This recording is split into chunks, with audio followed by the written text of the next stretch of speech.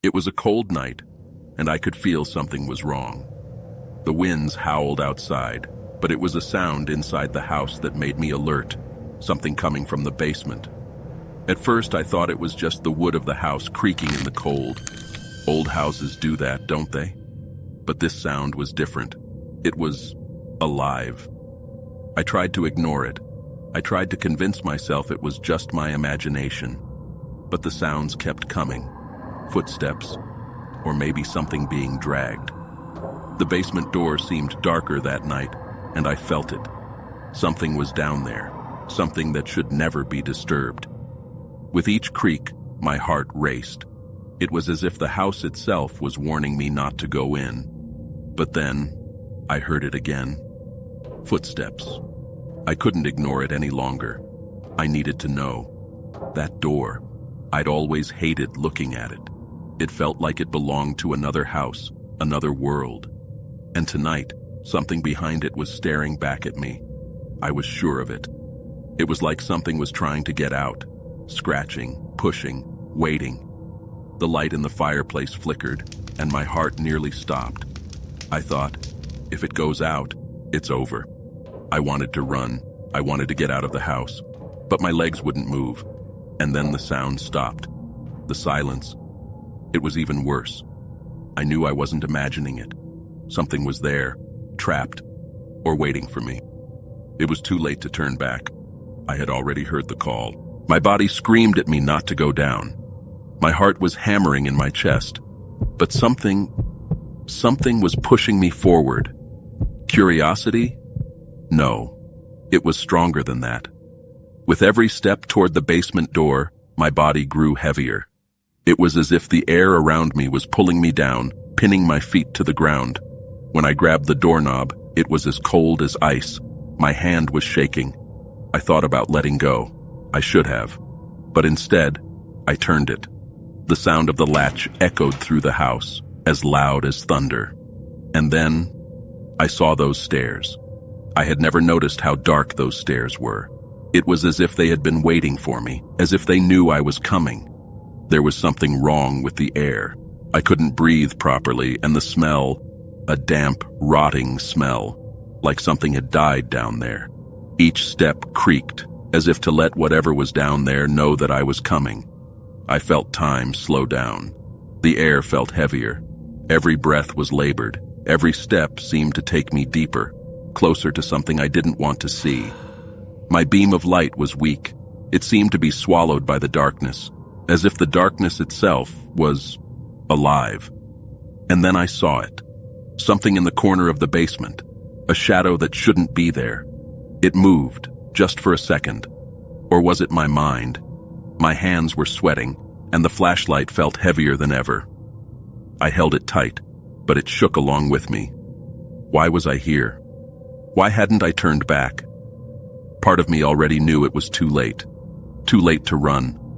I wanted to say it was my imagination, but it wasn't. It was real.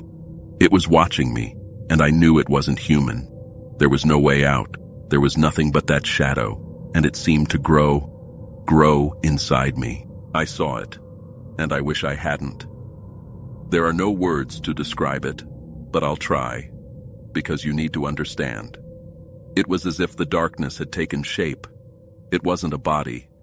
It was a living blur, a presence that sucked in everything around it. Its eyes, those yellow eyes, bored into me. They weren't just watching me, they were devouring me. I couldn't move. It was as if my body had given up, surrendered. All I could do was stare at something that shouldn't exist. Then it moved, slowly, as if it were studying my weakness. The sound it made, it still echoes in my mind. With every second, it changed. It was as if it couldn't maintain a stable form. It was something our world wasn't meant to see. The teeth, those teeth. They felt serrated, as if they were made to tear flesh, to tear apart everything they touched. I tried to scream, but my voice wouldn't come out. It was as if it had ripped it out of me. Even my will to live seemed to be disappearing. For a moment, I thought, this is it. This is how it ends. But then, something inside me snapped.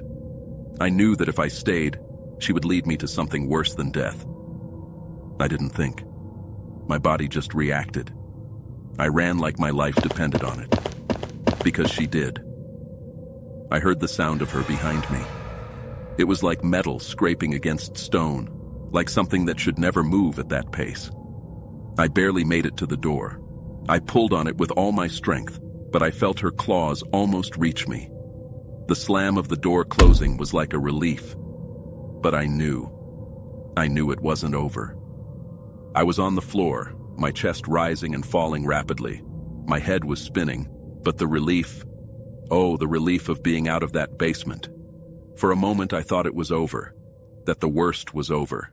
The fireplace was still lit and everything seemed normal.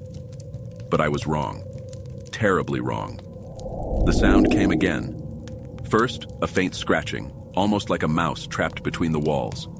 But I knew what it was. And then, that whisper. Low, incomprehensible. But it seemed to be right next to me. My throat went dry. I couldn't move. I stared at the fireplace, seeking comfort in the light. And that's when I saw it. The reflection. She wasn't in the basement. She was with me. I froze. It was impossible. I closed the door. I'd left her in the basement. Then, how? My heart raced. I knew that if I turned around, I'd be looking into the face of hell. But I had to. I had to see. The room seemed darker now, like the shadows had closed in around me. Every muscle in my body begged me not to turn around. But I did. And I saw. Oh God, I saw. She was never in the basement. She was never trapped there. She was always with me. And now, I am hers.